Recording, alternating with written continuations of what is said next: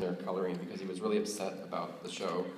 He was having a lot of trouble getting things to work in the pilot the way he wanted it to. And so I didn't want him to get mad at me too, so I would go to sleep an hour after he did and wake up an hour before he did, so he would see me constantly working. But what that did is it made my feet swell up to the size of my head because I was just not moving. And one day he came in and goes, "Oh my God, what's wrong with your feet?" I'm like, "I don't know, I can't feel it." "Oh, nice work on the book though."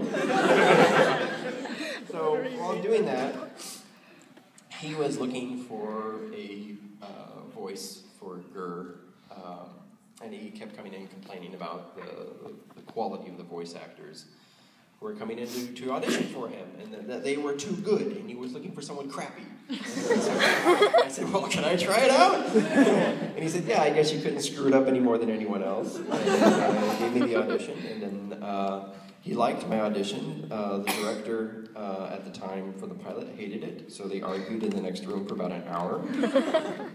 And then he came back in and said, "Yeah, I think it's good. We'll cut that together, and then we'll send that off to New York and get them to like it." And so a week later, I got a call saying that they liked it, but they want to hear me do it again just to make sure that I can, since I hadn't done voiceover before. Actually, I did one voiceover before it for an anime called Nia Under 7. But they didn't think that counted.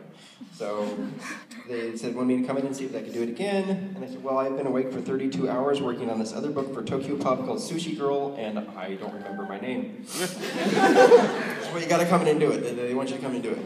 I said, "Okay." So I came in and did it, and I don't remember what I did, but it was horrible. I just remember him staring in horror at me. I said, "Well, I can make it work. I'll make it work." Said, "Okay." So about a few days later, maybe I think it was a week later, he called me and said, "You got it. They want you to do it." I said, "Great. I said, what did you do to fix the second record?" He said, "Well, I just sent them the first one again and remixed it."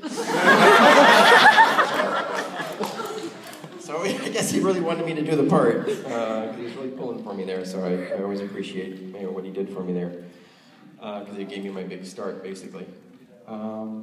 Yeah, that's how I got the part, basically through subterfuge and ennui.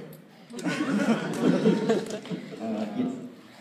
Where did you get your glasses? Because it's like impossible to find circular ones. They're nowhere. Actually, I didn't get them from them this time, because I wanted a certain pair that there's a place in LA I go to that Pendleton Ward sent me to.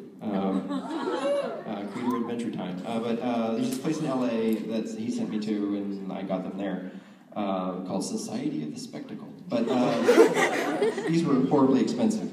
If you want not horribly expensive round glasses for seriously just $20, there's a place online called Zenni Optical. ZENNI optical.com. You just punch in your prescription, go get a prescription from a regular eye doctor with an actual diploma, and take those numbers that you see on the card that he gave you and type those in. The only thing you'll have to do is you'll have to measure the distance between your pupils, which is, unless you really got a weird face, it's usually like 0.65 millimeters.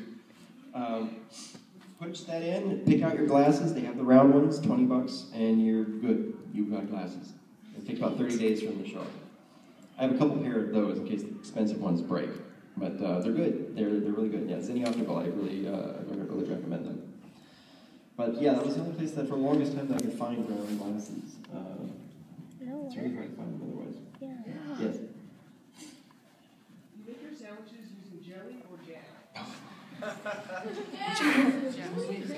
If I have to, I'm not actually a big bread guy. It sounds strange. I eat a lot of salad.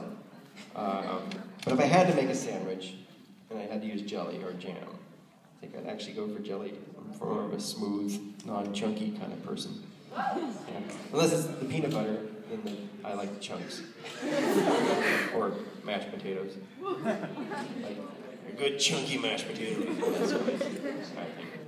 Yeah. But way back there. Yes. You just spoke that you associated with the creator of Adventure Time. Is there any reason you haven't done any work for them?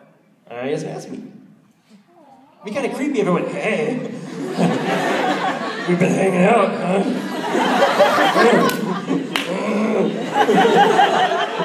I mean, he's known me long enough now that if he wants to use me, he knows he can call me up and ask me. But he hasn't, so, probably doesn't need me. But I had a weird dream with him. I dreamt that he had asked me to house sit for him while he was away. And the second he had left, like, hundreds of people started showing up to party at his house, and I couldn't get them to leave. And I was panicking. I was running to each room going, "No, leave!" You should tell him about that. I think it's funny. Or weird. Yes? Well, is iPhone 6 supposed to be like about the frustration of working for people? Yes. Yes. I think that's where most of his frustration was coming from at the time, was having a lot of frustration on the pilot. Because I discovered how his process works for creativity. He doesn't take any notes. He just sits down and goes...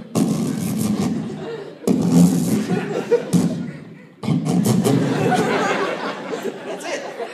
It would be an empty page with no setup, anything.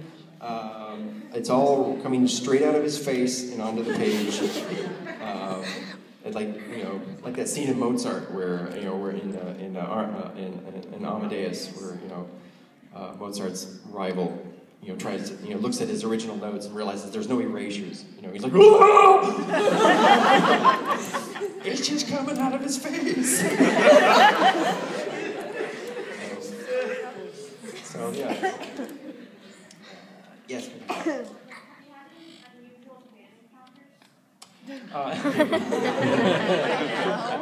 Well, my most unusual was I got bitten at a convention. I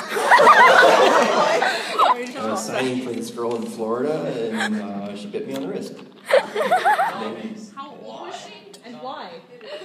She's old enough to know better. She's like 13, 14, something like that. Pretty sure that they train them beyond the age to not clamp your mouth on the stranger's wrist at that age. But I don't know. She showed up at